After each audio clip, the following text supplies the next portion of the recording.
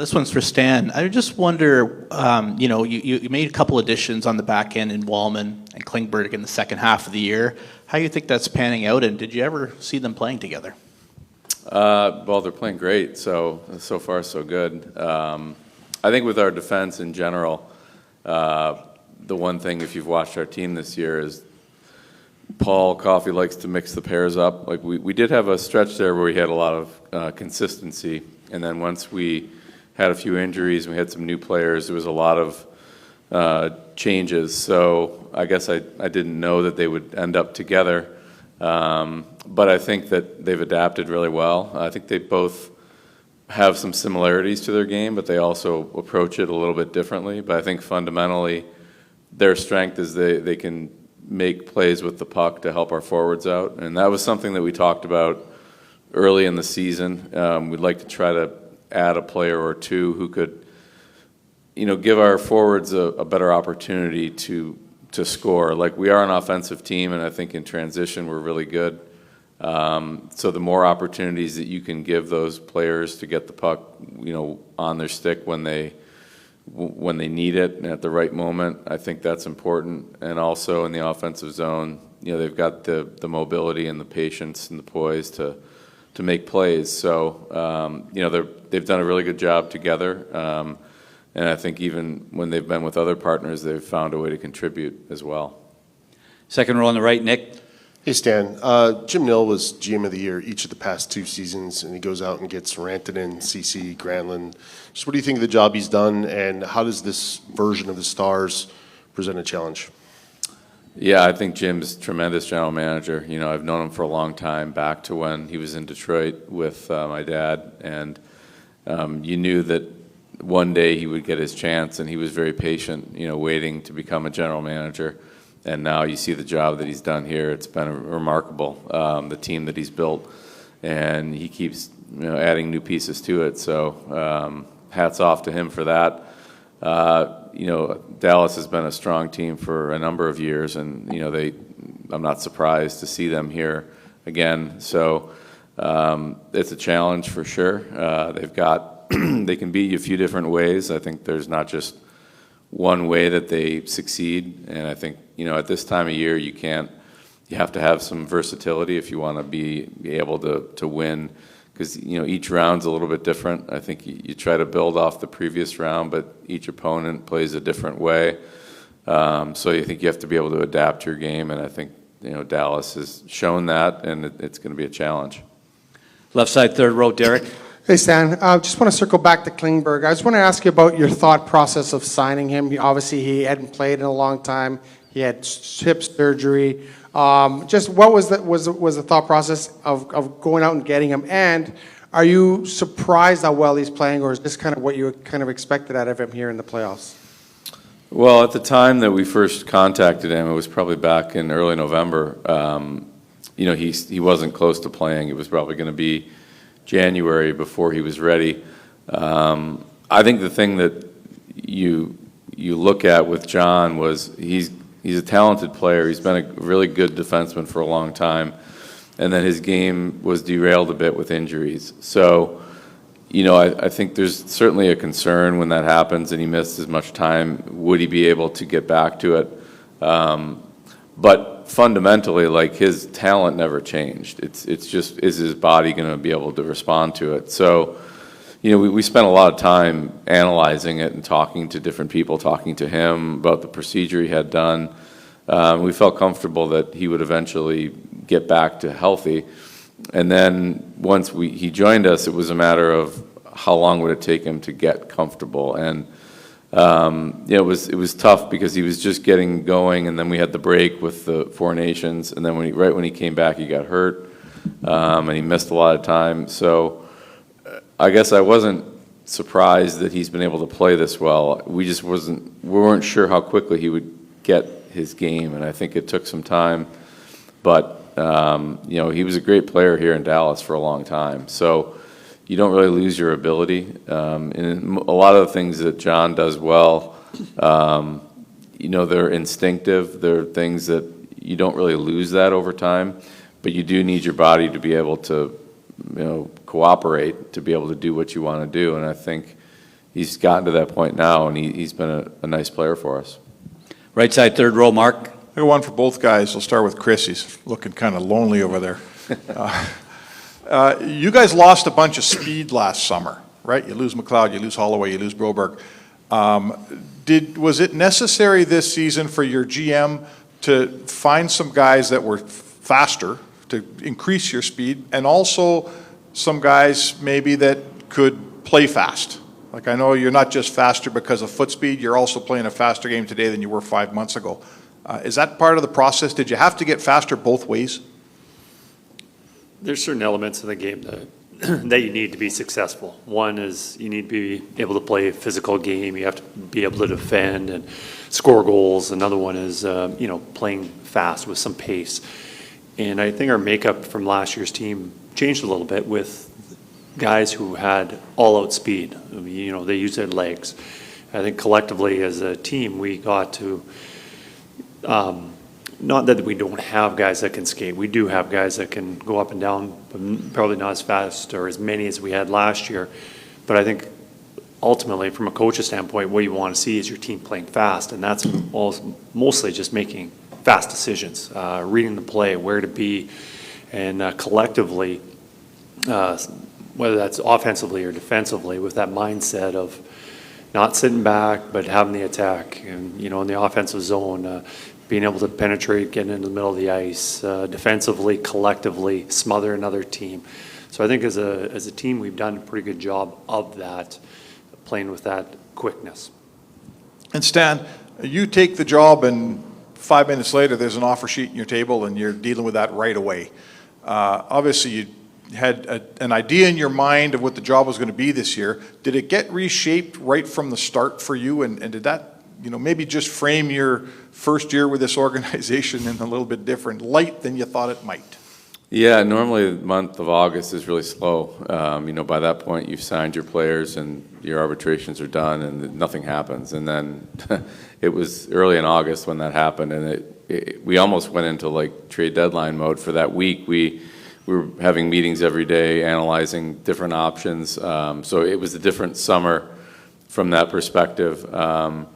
It was a challenge. Yeah, it was an unusual situation that those things don't happen very often.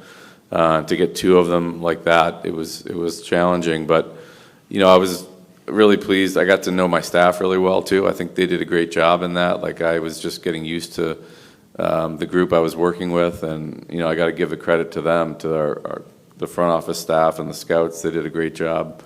And I think we talked a lot about our team and what we wanted. And in reference to your question, I think speed is something that's important. We've got the fastest player in the game, but just one player doesn't make your team fast. You got to be able to have more than just one guy.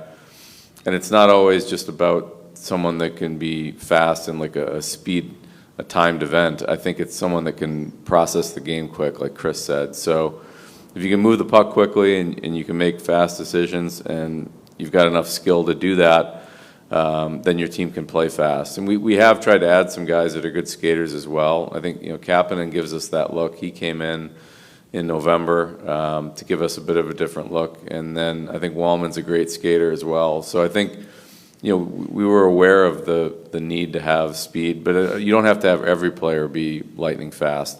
I think some of the guys, like Corey Perry's not a fast skater, but he thinks the game so quick. He makes so many plays that, when you watch him out there, he still can play fast, even though he's not a fast skater. Left side, fourth row, Gene. Hey, Kris. I just wanted to ask you what you think of how your team has done through these first two series, maybe how they've played, and what you see as maybe being the key moving forward. Eventually, you're hoping that only two teams stand in your way, and the next one is Dallas. What you think might be the key to continuing this journey on to a potential Stanley Cup? Well, a lot of credit to our players. Going into the playoffs, I think there was a lot of question marks. What our team was going to be like. We just had so many injuries. Leon and Connor had missed significant time leading up to the playoffs. Hyman, Frederick, Kane, numerous defensemen. Like, it was just, we weren't sure exactly what everyone was going to bring. And as a coach, you're always thinking about who's best to play with who, and in situations, whether it's a defensive role, a scoring role, left wing, right wing. And we had a lot of unknowns. But I think one of the things that was good about that is throughout the regular season, we had a lot of our lines fluctuated quite a bit with trying to find the perfect match. And we did a lot in January, probably more than we should have. But it gave us a good idea of what certain lines would give. And that has paid off in the playoffs right now with certain lines that we've put together. But also at the trade deadline, we also wanted players with that could move around the lineup, whether it was with a Wallman playing the left side or the right side. Trent Frederick, is he going to be a left winger, center, right winger? So for me as a coach, having a lot of players like that gives us a lot of flexibility on what we're going to do. Now, start of the playoffs, everyone was starting to come back, and most of them by game one. A few of them came in after that, but we still had to put it together, and I think guys did a good job of just accepting their roles and just playing their game. And then ultimately, we had two great opponents, difficult opponents, that I think we had to dig in and battle for. And of course, it doesn't get any easier now against Dallas. And I think with any time at this point of the year, I think special teams are so important. The teams, everyone's good right now. Like, there's no weak teams right now, and usually the difference is a power play and or power play goal, and I think especially with the way Dallas has been playing right now, their special teams are really good, and we're gonna have to really step up in that area. Right side, fourth row, Bob. Yeah, Kris, you got 2 power play goals in Game 6 last year to help you win that game. But just a thought on your power play. It's 25%, but it's 0-4 on the road. Are those deceptive, the numbers? Are there some other numbers that would suggest you're kind of due to maybe cash in a few more times?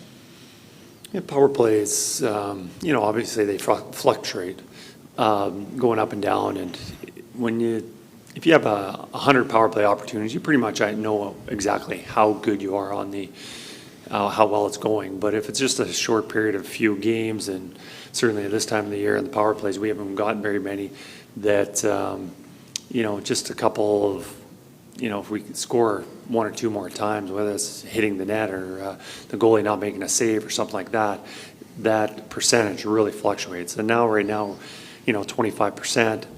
It's still a pretty good power play. It's probably a little bit down from what this team is usually accustomed to, but it's not going to get any easier.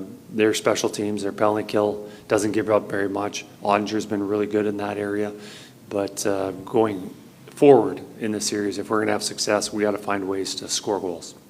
A year ago, Evander in this series clearly was compromised. He was not the player, or is he, that he is right now? Are we seeing a different Kane this year in the playoffs than we saw at this time last year?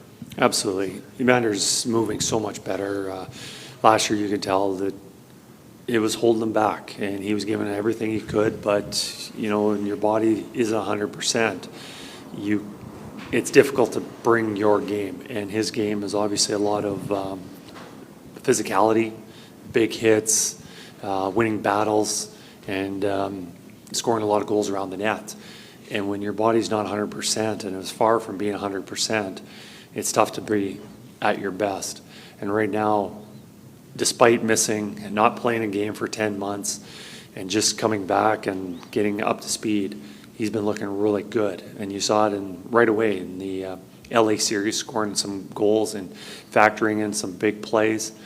And then also the big hits that he's made. It's not easy playing against him. So we're very fortunate to have Evander back with us, playing the way he is. We'll take a few more, second row on the left. Stan, Joe Quenneville just got hired in Anaheim. Just curious if you've been in touch with him kind of over the past year in this process for him and since, and what those conversations might have been like. I've talked to Joel a couple times. I just texted him when he got the job and congratulated him and wished him luck. I've talked to him a few times over the years, and I know he was reflecting and trying to think about things, but also trying to do what he needed to get back in, and he did. So they got a good team there in Anaheim, and I'm sure he's eager to get back at it. Right side, front row. Hey, Kris, a lot of similarities, obviously, with this Dallas team from last year's series. One big difference that was number 96. How does your scout game plan change when Mikko Rantanen enters the equation? Obviously, you've got a world-class player playing extremely well right now, and there's a player that we have to be aware of when he's on the ice, but we can't spend too much time and energy focusing on just one player because Dallas is far from being a one-player team. They've got so many scoring threats. I believe they had 8 players over 20 goals, and so yes, we're going to have success. If we do have success, we have to keep him in check, but we also have to, there's a lot of guys to watch out for. So I think one thing we take a lot of pride in is having many players being able to play in key situations. And throughout the series, we've had our fourth line play against other teams' top lines, and we feel very comfortable with the depth that we have through our lineup that we're in a position that we can do that. And going forward, we're going to need that collective team effort to play good defensive hockey. Last one, back row in the right, Daniel. Hey, Kris. You said a few days ago that you were hopeful to have Mattias Ekholm back for Game 3. After a practice and a day, is anything changed on that front? Any change in the timeline? No, all I'm hopeful is that he joins us sometime in this series. We don't have a game in mind or when exactly it's going to go. Mattias is doing really well, but to say that we have an idea of exactly when he's going to come in, absolutely not. But it's nice to know that Mattias has been joining us. He's been on the ice skating with the team, but to have a date when he's going to be entering this series, we don't. I want to ask you, I know you're not playing against Jake Ottinger, but what does it do does it bring out the best in you when you have a guy like that at the other end of the ice? I know you have other guys to worry about that actually shooting the puck on you, but what does it do when you go through that goaltending battle? Yeah, I think it just creates that competitive battle, competitive edge. I think him and I have both battled against each other for a few years here now, in a position just like this last year, obviously. So it just brings that competitive edge. Obviously, I want to play better than him. He wants to play better than me. So at the end of the day, we're probably just going to end up making each other better. Fighting to obviously win the games that we need to. And Evan, I just want to ask you about not having Mattias in the lineup through the first 2 rounds. Obviously, that's a huge loss. How do you kind of take onus on yourself to try to help fill that void? I know not one guy can do it, and you got to do it collectively, but how do you take it up on yourself to just do a little bit more to kind of help fill that void? Yeah, you kind of said it. It's a hard void to fill, but everybody's kind of got to step up in their own way. Whether that's give up something offensively to play better defense, all of those kinds of things. But I think for me, it's kind of just focusing on my game, elevate my game as we keep getting further. Other questions? Mark on the right. Evan, you guys have added 2, of your top 6 defensemen through the season, Bowman and Klingberg. I don't know, it kind of coincides with, those guys arrived, you guys have been playing better and better. What having those 2 guys in your 6 now, start in the playoffs here, what do they bring? What makes you better having Bowman and Klingberg? I just think they're both very unique in their own way. Wally kind of does it all, skates well, moves well, hits, does all the little things right, can really fire the puck. Then you got Klinger, who just so smart out there, who's played, moves the puck really well, knows who to give it to, when to give it to him, and it's kind of paying off for everyone on the back end. It's helping our forwards out too. Right side in the back, Daniel. Hey, Stu. Over the last few days, you've talked about the group in front of you playing really well. And I wonder about those 6D. When they're at their best, how does that look in front of you, and how does that help your game? Yeah, I mean, obviously when the guys in front of me are doing a good job, it makes my job a lot easier, to say the least. So, I mean, the way that they've been playing, they've just been blocking a lot of shots for me. I think they've had amazing gaps, just defensively, really aware. I can't really tell you specifics just because I'm not a defenseman. They know how to do their job a lot better than I do. So it's just very evident when you see that. Second row on the left. Also, Stuart, Cody Ceci, now in Dallas. Obviously, you guys know him really well. What What about his game has made him able to be so successful in their system like he was with you guys last year? Yeah, I mean, anywhere he plays, he's going to be successful. I think he's a big body that knows how to play the game in a really smart, educated way. He just plays a really intelligent game. He's smart with the puck. He makes the right decisions. Great first pass. Sees the open guy. Gets gritty in the corners. Good guy to have on the PK. So he really does do it all in the D zone. And yeah, again, he's just really smart. Fourth row on the right, Bob. I'll ask Evan this. The team is 16-2 in games 4 through 7 under Kris Knoblauch in the last 2 years. Is there something about his tenor, how even keeled he is, that allows you guys to continuously improve as playoff series go on? Yeah, I think very smart coach. He makes the necessary adjustments that we have to do, and then in the end, he sets us up for success. And in the end, it's on us to go out there and execute. And he's given us a game plan to definitely do that. Gene. Hey, Stuart. Hi, Evan. Stuart, for you, just being back here, it's almost very close to a year ago when this series started. Just upon having a week break and then arriving here, if you really start to feel like, okay, we're on to the next round. And Evan, maybe what that series was like last year, trailing, coming back, winning it, and advancing to the Cup final. Yeah, I mean, obviously it's nice to get a little bit of a break in between series, just rest our minds, rest our body. But definitely deja vu. It's a great opportunity for us to come back here and do our thing. We're obviously really excited to be here. We've been really enjoying ourselves and working really hard to prepare ourselves the best possible way for this series. Right side, front row. Hey, Stuart, you guys already had plenty of people that knew this Dallas team well. Now you add John Klingberg, who maybe knows them more than anyone. As a goalie, what specifically, is there any real insight you get from those guys, and what maybe have they told you about this group? I'm really happy you asked that question, because now that's exactly what I'll do. I'm going to have a convo with Klinger after this. Whoops. So thanks for that. Right side, Mark. Yeah, Stu, you're at the point in your career where you're not a kid anymore. You're still not an old goalie by any means. So all that means, I suppose, you've been through some stuff, the growing pains. You've been through some good times, some harder times. Every time you come out of something like this last 5-6 game stretch that you didn't play, do you get a little better? Do you change a little? Do you take a step? Yeah, I mean, of course you take a step. I think in all the growing pains that you go through just in life in general, I think always it can get you 2 different ways. It can either knock you down or make you better. I think in the case of especially being a professional athlete, there's really only one choice that we have to make. That's to get better every single day, whether things are good or bad.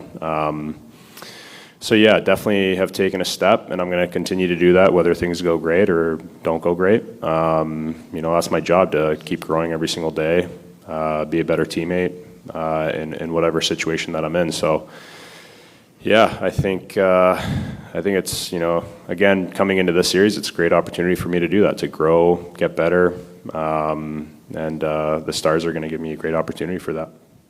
Go back on the left to Gene. Sorry, Evan, just to follow up, your memories of that battle with the Stars last year, how difficult a series it was, but how much it meant to the team to win it and then move on to the Cup final.